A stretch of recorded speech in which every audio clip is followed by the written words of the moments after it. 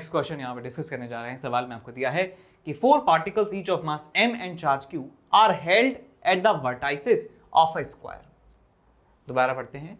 4 particles each of mass m and charge q are held at the vertices of a square of the side a as shown in the figure। 4 particle हैं और उनको रोका गया है उन square of side ए के vertices पर। They are released at t is equals to 0 and move under mutual repulsive forces।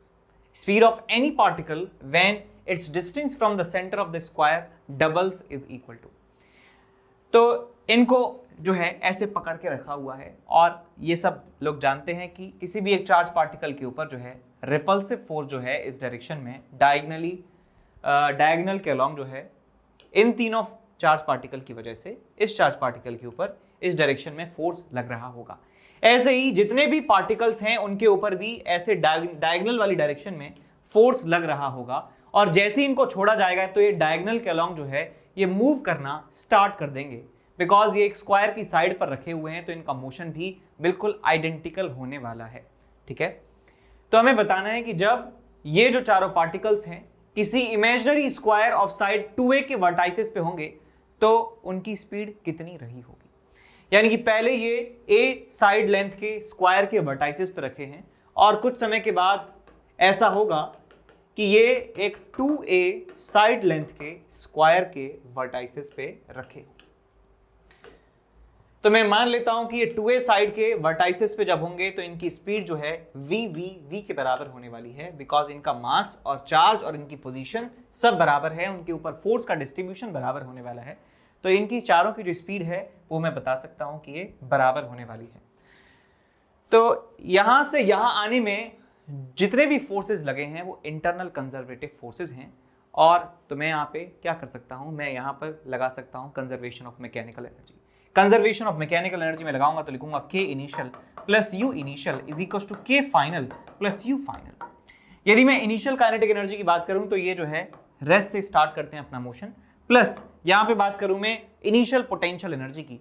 अब हम जानते हैं कि स्क्वायर पे यदि 4 पार्टिकल्स रखे हो, चार्ज पार्टिकल, तो उनकी जो पोटेंशियल एनर्जी आती है वो आती है आपके पास 4 times kq square divided by a, plus में आपको मिलता है यहाँ पे 2 times kq square divided by √2a।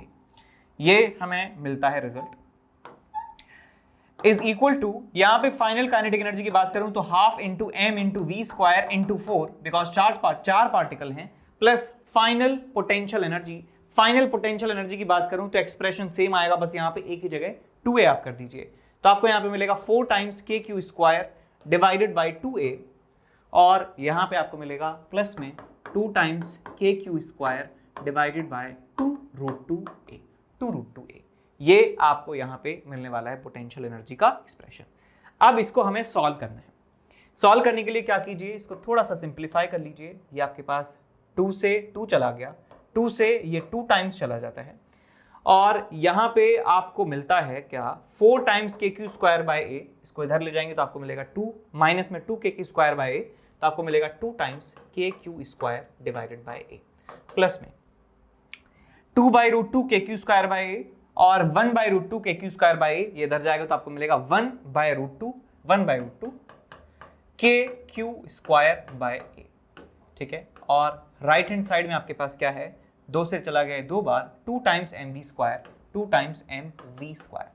तो भाई यहाँ से कॉमन आप ले लीजिए, ये 2 से इसको डिवाइड कर दीजिए तो यहाँ पे बचेगा 1, यहाँ पे बचेगा आपके पास 2√2, मास को डिवाइड कर दीजिए तो kq square by m into a और यहाँ पे आपको मिलेगा 1 प्लस 1/2√2 और ये किसके बराबर है, v स्क्वायर के बराबर है। दोनों तरफ स्क्वायर रूट ले लेंगे तो आपको मिल जाएगा ये answer kq square by m a 1 plus 1/2√2, 1 plus 1/2√2। तो आंसर हमारे पास क्या आना चाहिए, हमारे पास आंसर आना चाहिए ये वाला ऑप्शन, ऑप्शन नंबर ए। ठीक है, तो यहाँ पर एक इंपॉर्टेंट अनाउंसमेंट है आपके लिए कि अनअकैडमी प्रोडिजी का जो एग्जाम है जो 23 जनवरी को होने वाला है 10 AM ऑनवर्ड्स, जिससे आप 20 लाख तक का जो है कॉलेज ग्रांट जीत सकते हैं।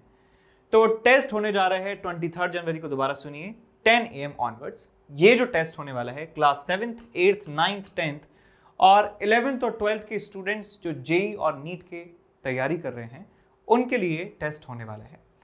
इस टेस्ट में आप जो है ऑल इंडिया लेवल पर compete कर रहे होंगे, और दूसरी बात यह है कि इस टेस्ट में आप अच्छा स्कोर करेंगे तो आपको स्कॉलरशिप और बहुत ही ज़्यादा एक्साइटिंग जो है प्राइजेज जो है आपको मिलने वाले हैं। इसको करने के लिए, इसको एनरोल करने के लिए आपको कोड यहाँ पे इस्तेमाल करना है NKC सर लाइव। अब मैं बताता हूँ आपको काम की बात जो है इसके एक्साइटिंग प्राइजेस कौन कौन से हैं। तो MacBook air rank 1, iPhone, iPad, Amazon का इको डॉट, Amazon के वाउचर जो हैं ये टॉप 100 रैंक तक के बच्चों को मिलने वाले हैं। तो आप सोचिए कि क्या आप टॉप 100 में आ सकते हैं, क्या आप ये प्राइस पा सकते हैं? तो जरूर जो है फटाफट से एनरोल कर लीजिए। और सिर्फ 100 रैंक तक नहीं बल्कि 500 जिनकी रैंक आएगी 500 तक, उनको भी स्कॉलरशिप जो है यहाँ पर मिलेगी। तो फटाफट से जो है इसको एनरोल करना है। और इस अनअकैडमी प्रोडिजी टेस्ट के लिए आपको एक प्रैक्टिस टेस्ट जो है हो रहा है, 16 जनवरी से स्टार्ट हो रहा है, और ये डेली प्रैक्टिस टेस्ट होगा टू जिससे आप अच्छा स्कोर कर पाएं अनअकैडमी प्रोडिजी में। इसमें एनरोल करने के लिए प्रैक्टिस टेस्ट में आपको कोड इस्तेमाल करना है NKC सर लाइव, ठीक है। टेस्ट चाहे कोई सा भी हो, कोड आपको इस्तेमाल करना है, कोड एक ही है NKC सर लाइव। तो इस कोड की सहायता से आप जो है इसमें एनरोल कर सकते हैं फ्री।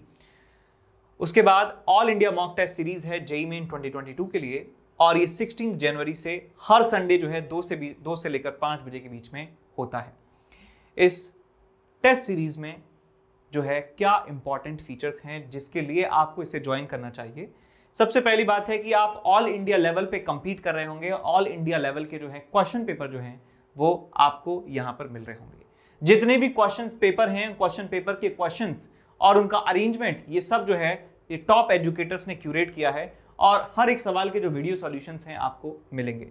तीसरी बात यह है कि डिटेल जो है टेस्ट रिपोर्ट जो है आपको इसकी मिलने वाली है। जो भी आपने गलतियां करी हैं वो गलतियां आपको समझ में आ जाएंगी, और किस तरीके से आपको इंप्रूव करना है ये भी आपको समझ में आ जाएगा उस टेस्ट रिपोर्ट से। और जो 200 लर्नर्स हैं इस टेस्ट में अच्छा करने वाले, उनको जो है 100% तक की स्कॉलरशिप मिलने का मौका मिलेगा। आपको एनरोल करना है कोड NKC सर लाइव से। अब आगे बढ़ जाते हैं अगले सवाल की तरफ। सवाल में दिया है point charge Q is placed at a distance 2r from the center of uncharged metallic sphere of radius r। ये जो आपके पास मेटालिक स्फीयर है बेटा, इसके ऊपर कोई भी चार्ज नहीं था, पहले कोई भी चार्ज यहां पर नहीं था, पहले कोई भी चार्ज इस पूरे स्फीयर पर नहीं था। तो मैं कह सकता हूं यदि इसको चार्ज नहीं दिया जाए फिजिकली तो इसके ऊपर बाद में भी कोई चार्ज नहीं होगा, बाद में भी कोई चार्ज नहीं होगा। टोटल चार्ज की यहां पे बात की जा रही है। तो हमें बताना है कि करेक्ट अल्टरनेटिव्स जो है हमें चूज करने हैं। Potential at point A, potential at point C, potential at point A due to induced charge on the surface of sphere, ये सारी बातें जो है आपसे पूछी जा रही हैं। तो भाई होगा क्या यहाँ पे कि ये एक पॉजिटिव चार्ज है, ये मान लीजिए जैसा भी ये चार्ज है, इस चार्ज की वजह से यहाँ पर एक इंड्यूस्ड चार्ज होने वाला है। मैं मान लेता हूँ यदि ये पॉजिटिव चार्ज है, यदि चार्ज पॉजिटिव है तो क्या होगा, यहाँ पे निगेटिव चार्ज यहाँ पर इंड्यूस होने वाला है, और क्योंकि इस पे टोटल चार्ज 0 है तो यहाँ पे पॉजिटिव चार्ज जो है आ जाएगा। पॉजिटिव चार्ज यहाँ पर इस तरीके से आ जाएगा, या फिर आप इसको ऐसे सोच सकते हैं कि निगेटिव चार्ज इस पॉजिटिव चार्ज की तरफ अट्रैक्ट होकर यहाँ पे आ जाएगा, और जो पॉजिटिव चार्ज है वो इससे रिपेल होके दूर चला जाएगा, जिससे रिपल्शन जो है मिनिमम हो सके। तो इसलिए पॉजिटिव चार्ज दूर भाग जाता है और निगेटिव चार्ज अट्रैक्शन को मैक्सिमम करने के लिए सबसे पास में आ जाता है। लेकिन जितना चार्ज यहाँ पे इंड्यूस हुआ है -Q, उतना ही चार्ज यहाँ पर +Q आना चाहिए, क्योंकि पहले भी चार्ज 0 था और बाद में भी चार्ज 0 के बराबर होना चाहिए। बात आई समझ में? अब देखिए, मैं पॉइंट बी की बात कर रहा हूं because point B strategically located है, कुछ एक ऐसी जगह पे लोकेटेड है जहां पर पोटेंशियल निकालना बड़ा ही आसान है, जहां पर पोटेंशियल निकालना बड़ा ही आसान है। तो यदि मैं पोटेंशियल, नेट पोटेंशियल की बात करूं, पोटेंशियल एट पॉइंट बी, तो पोटेंशियल हमें दो तरह से मिल रहा है, दो तरह से पोटेंशियल हमें मिल रहा है। Potential at B due to induced charge plus potential at B due to external charge +Q। बात आई समझ में कि हमें दो तरह से पोटेंशियल यहां पे मिल रहा है, potential due to this charge and potential due to this charge. तो भाई देखिए, यहां पे प्लस चार्ज है, यहां पे -Q चार्ज है, और r डिस्टेंस पर वो चार्ज रखा हुआ है। तो मैं कह सकता हूं ये जो पोटेंशियल होने वाला है K + Q divided by R plus में K - Q divided by R। Plus में ये हो गया आपके पास इंड्यूस चार्ज की वजह से पोटेंशियल, और यदि मैं बात करूं इस आउटर चार्ज की वजह से पोटेंशियल की, तो यह जाएगा आपके पास के क्यू डिवाइडेड बाय 2r, के Q divide by 2r, 2r यहां से लेकर यहां तक की डिस्टेंस है। तो नेट पोटेंशियल की यदि बात करें तो आपको मिल जाता है ये 0 प्लस के क्यू बाय 2r, के क्यू बाय 2r। तो आंसर आ जाता है आपके पास के क्यू डिवाइडेड बाय 2r। अब क्योंकि ये एक मेटल स्फीयर है तो इसका मतलब इसका पूरा जो पार्ट है जहां पे मटेरियल प्रेजेंट है वो इक्विपोटेंशियल होना चाहिए। इसका मतलब यहां पर यदि जो भी पोटेंशियल है वो पोटेंशियल सी पर होगा, वही पोटेंशियल ए पर होगा, वही पोटेंशियल यहां, वही पोटेंशियल यहां, वही पोटेंशियल यहां, यहां, यहां, यहां, यहां, यहां, हर एक पॉइंट पर सेम पोटेंशियल होने वाला है। तो मैं यहां पे कह सकता हूं because conductor are equipotential surfaces, equipotential surfaces, तो इसका मतलब potential at A, potential at B, potential at C सब बराबर होंगे और वहां का पोटेंशियल होने वाला है के क्यू बाय 2r के बराबर। और यही हमारे ऑप्शंस में से हमें चेक करना है कि ए बी सी सबका पोटेंशियल के क्यू बाय 2r होने वाला है। तो बी ऑप्शन तो सही हमें मिल गया। अब यहां पे डी ऑप्शन भी एक बार पढ़ लेते हैं कि potential of point A due to charge induced on surface of the sphere is minus of K Q by r। ये आप देखिए बेटा, ए जो पॉइंट है हमारे पास, ये वाला जो पॉइंट है, इस पॉइंट पर हमसे पूछ रहे हैं कि किसकी वजह से, इंड्यूस्ड चार्ज की वजह से पोटेंशियल कितना होगा। तो यहां पे यदि मैं बात करूं एट ए, हमारे पास टोटल पोटेंशियल कितना है बेटा, हमने अभी निकाला है के क्यू बाय 2r। अब इसमें किस किस का कंट्रीब्यूशन होगा, potential due to induced surface, induced charge plus potential due to external charge. अब एक्सटर्नल चार्ज की डिस्टेंस जो है ए पॉइंट से मैं बता सकता हूं कितनी है, r के बराबर है, r के बराबर है। तो यहां पे आ जाएगा आपके पास के Q divided bye r plus induced charge की वजह से मुझे नहीं पता क्या है, यहां पे आपको मिलेगा के क्यू बाय 2r। तो यहां से इंड्यूस्ड चार्ज की वजह से सी पॉइंट पर यदि बात करूं, इंड्यूस्ड चार्ज की वजह से सी पॉइंट पर ए पॉइंट पर यदि बात करूं तो के क्यू बाय 2r, इसको इधर ले जाएंगे तो मिलेगा minus of K Q by r। तो यहां पे आपको आंसर मिलेगा minus of K Q divided by 2r। So this is the potential due to induced charge at point A. At point A हमें ये आंसर मिल जाता है माइनस के क्यू बाय 2r, लेकिन ऑप्शन में दिया है minus of K Q by r, इसका मतलब ये ऑप्शन सही नहीं है, ये सही ऑप्शन सही नहीं है। अब आपके लिए एक एक्सरसाइज में दे रहा हूं, एक क्वेश्चन जो मैं आपके लिए दे रहा हूं, यदि पॉइंट सी पर यदि बात करें, पॉइंट सी पर बताइए, पॉइंट सी पर potential due to induced charge कितना होगा, इंड्यूस्ड चार्ज की वजह से पॉइंट सी पर पोटेंशियल कितना होगा, ये आपको बताना है कमेंट सेक्शन में, ठीक है। तो जितने लोग देख रहे हैं ये क्वेश्चन जरूर मुझे बताइए कि इसका आंसर क्या आएगा सी पॉइंट पर। आगे चलते हैं, what is the equivalent capacitance across the battery, battery के अक्रॉस इक्विवेलेंट कैपेसिटेंस आपको बताना है। तो ये गंदा सा डायग्राम आपको दे रखा है।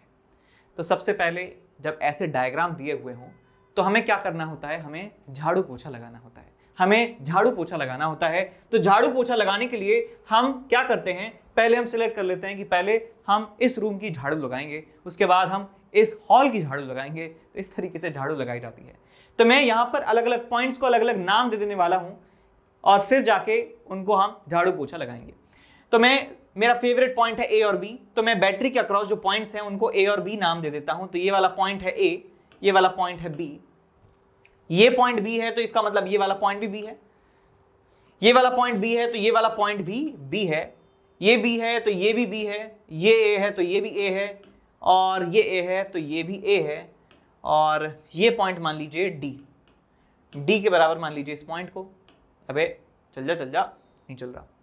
ये पॉइंट डी है और ये पॉइंट डी है, तो और पॉइंट मान लेता हूं मैं, ये पॉइंट को मान लीजिए आप ई मान लीजिए, ये पॉइंट ई है, ये पॉइंट ई है, और यहाँ पे पॉइंट मान लीजिए कोई एफ के बराबर है, ये पॉइंट मान लीजिए एफ के बराबर है। तो हमें जितने भी कैपेसिटर यहाँ पर रखे हुए हैं उनका मुझे लेफ्ट और राइट एंड का नंबर पता चल चुका है कि कौन किससे कनेक्टेड है। अब मैं इस पूरे इस गंदे से डायग्राम को मैं अच्छा सा डायग्राम में कन्वर्ट कर देता हूं। तो हमारे पास एक पॉइंट है ए, हमारे पास है दूसरा पॉइंट बी, और ए की तरफ डी, ई और एफ। तो यहां पे मैं लिखूंगा डी, यहां पे मैं लिखूंगा ई, और यहां पे मैं लिखूंगा एफ। इस तरीके से मैंने इनको अरेंज कर दिया है। मैंने कैसे अरेंज किया कि देखिए भाई, यहाँ पे ए डी ई इस सेंस में है तो मैंने ए डी ई जो है इस सेंस में लिख दिया, बी के पास एफ है तो बी के पास एफ रख दिया है। और दूसरी बात क्या है यहाँ पर कि बैटरी का जो पॉजिटिव टर्मिनल है बी से कनेक्टेड है, नेगेटिव टर्मिनल ए से कनेक्टेड है। तो यहाँ पे मैं पहले तो बैटरी लगाऊंगा जिसमें इस तरीके से बैटरी लगने वाली है। अब एक एक करते गिनते जाते हैं। ध्यान रखना जो मैं टेक्निक इस्तेमाल कर रहा हूं यहाँ पे, ए और बी के बीच में एक कैपेसिटर है, तो या तो उस पर एक सर्कल बना दीजिए, उसको काट दीजिए। ए और बी के बीच में एक कैपेसिटर है सी कैपेसिटेंस का, ए और बी के बीच में जोड़ दीजिए कैपेसिटर सी। उसके बाद हमारे पास है ए, तो ये वाला पॉइंट भी ए हुआ। ए और बी के बीच में एक और कैपेसिटर है सी कैपेसिटेंस का, तो यहां पर आप एक और कैपेसिटर जोड़ सकते हैं सी कैपेसिटेंस का। ये वाला कैपेसिटर भी हो गया काम से। ए और एफ के बीच में कैपेसिटेंस है सी कैपेसिटेंस का, ए और एफ के बीच में, ए और एफ के बीच में एक कैपेसिटेंस है जिसका कैपेसिटेंस है सी के बराबर, ये भी खत्म हो गया। एफ और बी के बीच में कैपेसिटेंस है सी, बी और एफ के बीच में एक कैपेसिटेंस है सी के बराबर, ये भी खत्म हो गया। उसके बाद यदि बात करें ए और ई की, ए और ई के बीच में 2C है, ए और ई के बीच में 2C है, ए और ई के बीच में 2C खत्म। उसके बाद यहां पर है डी, यहां पर है ई, डी और ई के बीच में सी, डी और ई के बीच में सी, डी और ई के बीच में सी यहां पर हमने लगा दिया है। उसके बाद यहां पर है सी, यहां पर डी है ना, तो डी और ए के बीच में सी और है, डी और ए के बीच में सी और लगा हुआ है, सी और लगा हुआ है, ये भी खत्म हो गया है। उसके बाद बचा कौन है आपके पास, एफ और ई के बीच में सी लगा हुआ है, ई और एफ के बीच में सी लगा हुआ है। अब यहाँ पे एक बार काउंट और कर लेंगे कि नंबर ऑफ कैपेसिटर हमने जितने लिए हैं उतने आ गए या नहीं। तो यहाँ पे देखिए 1 2 3, अच्छा ये आ गया क्या, ई और डी के बीच में एक और है, ई और डी के बीच में एक और है, ई और डी, ये सी तो है ही, इसके ऊपर एक और सी है, सी है। अब ठीक है, ये भी हो गया है। तो 1 2 3 4 5 6 7 8 9, 9 जो है हमारे पास कैपेसिटर हैं, यहाँ पे काउंट कीजिए 1 2 3 4 5 6 7 8 9, 9 कैपेसिटर हैं। अब देखिए कुछ लोगों को लगता है कि हम इसमें इतना टाइम क्यों खराब कर रहे हैं, बट ये बात आप जान लीजिए कि जितना टाइम आप इसको जो है इसको समझने में लगाएंगे तो आप कैलकुलेशन में आपको टाइम जो है बच सकता है, बिकॉज हम जितना आसान इसे कर लेंगे उतना ही आसान हमें इसे सॉल्व करना होगा, है ना। रादर देन हम इसी में ही ऐसे गिचपिच करते रहें तो उसमें गलती के चांसेस हो सकते हैं कुछ लोगों के लिए।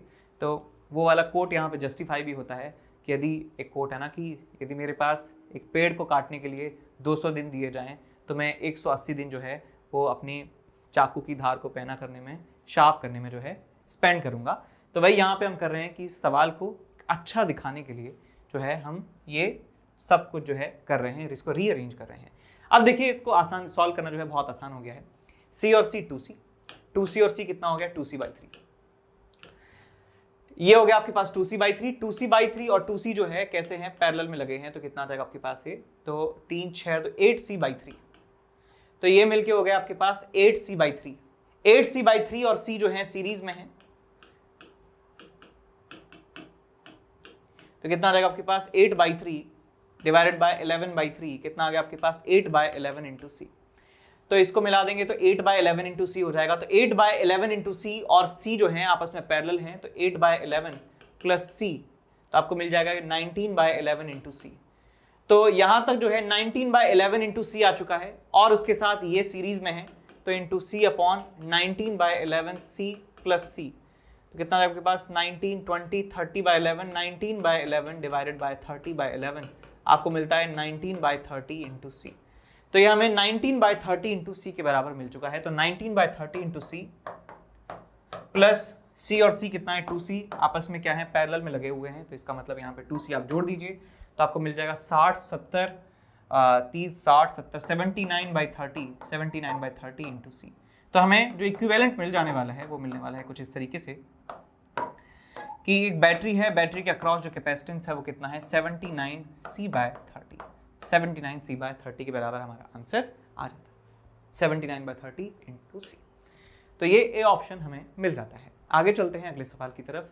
In the circuit shown a potential difference of 60 volt is applied across AB, AB के अक्रॉस जो है 60 वोल्ट का पोटेंशियल डिफरेंस लगाया जाता है। ये रहा the potential difference between points M and N, आपको बताना है M और N के अक्रॉस कितना पोटेंशियल डिफरेंस होगा।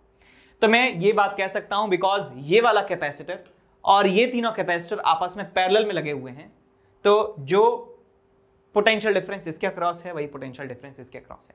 इसका मतलब ये सवाल मेरे लिए कुछ ऐसा बन चुका है कि 2C और 2C इनके अक्रॉस जो है 60 वोल्ट का बैटरी लगाया हुआ है। तो भाई ये पॉइंट है M, ये पॉइंट है N, इनके बीच में पोटेंशियल डिफरेंस मुझे कैलकुलेट करना है। तो इनका इक्विवेलेंट कितना हो जाएगा 2C C और C/2, तो C/2 इंटू 60 के बराबर ये है, हमें चार्ज मिल जाता है, इतना चार्ज यहाँ पे फ्लो होगा बिकॉज ये सीरीज में लगे हैं तो सेम चार्ज यहाँ पर फ्लो होने वाला है। तो इसके अक्रॉस यदि पोटेंशियल डिफरेंस निकालना है तो C/2 into 60 divided by charge upon capacitance यहाँ पे कर देंगे, चार्ज अपॉन कैपेसिटेंस कर देंगे तो C से C चला जाएगा, आपको मिल जाएगा 60/2 इज इक्वल टू 30 वोल्ट के बराबर। तो हमारा आंसर होगा 30 वोल्ट के बराबर, आंसर वुड बी 30 वोल्ट। ठीक है, तो इस तरीके से इसे सॉल्व कर सकते हैं। अगला जो लेक्चर आने वाला है वो वर्क एनर्जी पावर के ऊपर होने वाला है। वर्क एनर्जी पावर से रिलेटेड जितने भी सवाल होंगे वो हम वहां पर डिस्कस कर रहे होंगे। बहुत ही बढ़िया सेशन होने वाला है, जरूर से उसको ज्वाइन कीजिएगा। ठीक है, इसके बाद जो है वीडियो प्रोबेबली जो है आ जाएगा, so watch out for that. Notification जो है ऑन कर लीजिए जिससे एक भी वीडियो जो है आप मिस ना करें।